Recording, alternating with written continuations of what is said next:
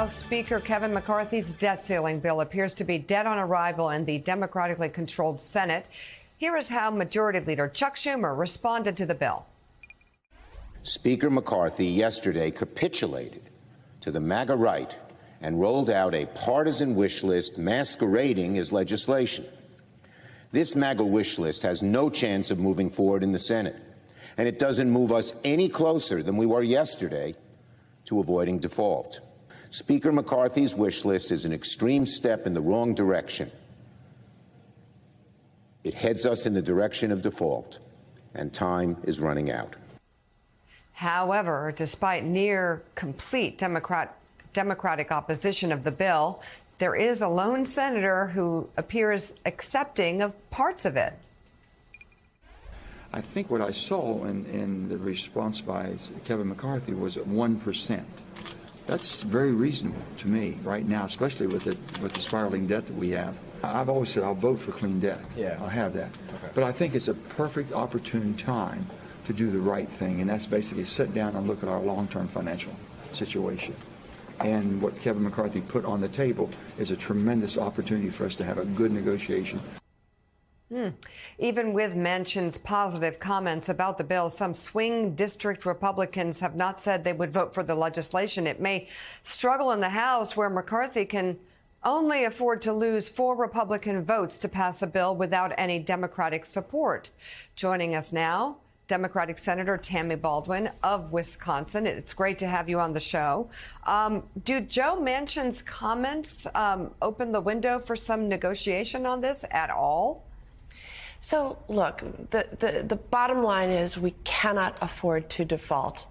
We cannot afford to default because of the cataclysmic results for the people we represent. And we have been clear from the very, very beginning.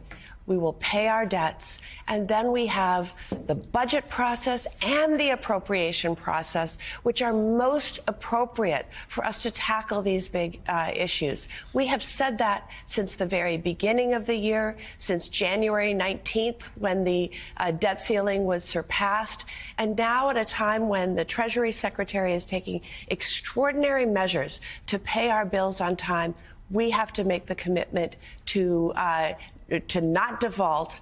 And those negotiations that Joe Manchin and others are talking about have an appropriate place in the Congress of the United States, and that is during the budget and appropriations process.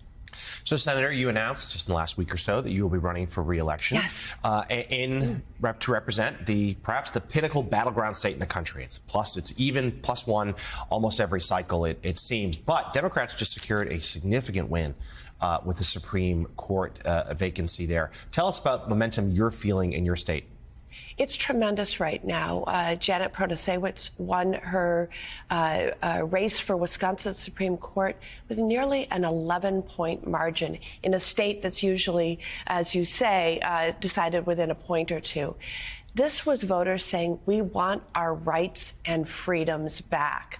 Chief among those, of course, has to do with abortion rights. But there are others. We have an immensely gerrymandered state, and people feel like their voices aren't heard. Their votes aren't really counted when they don't have appropriate representation in our state legislature and in our Congress. So there's a whole host of issues that this Supreme Court in Wisconsin will hear that are about regaining rights and freedoms lost. And again, chief among them, abortion rights. And you just mentioned abortion rights. We're waiting just in the next few hours. We believe the Supreme Court's going to make a decision about the access to the abortion pill. What do you expect, and what are your concerns? Well, first of all, the Texas case was devoid of science. They were looking at an approval by the Food and Drug Administration that took place 23 years ago and trying to upend it.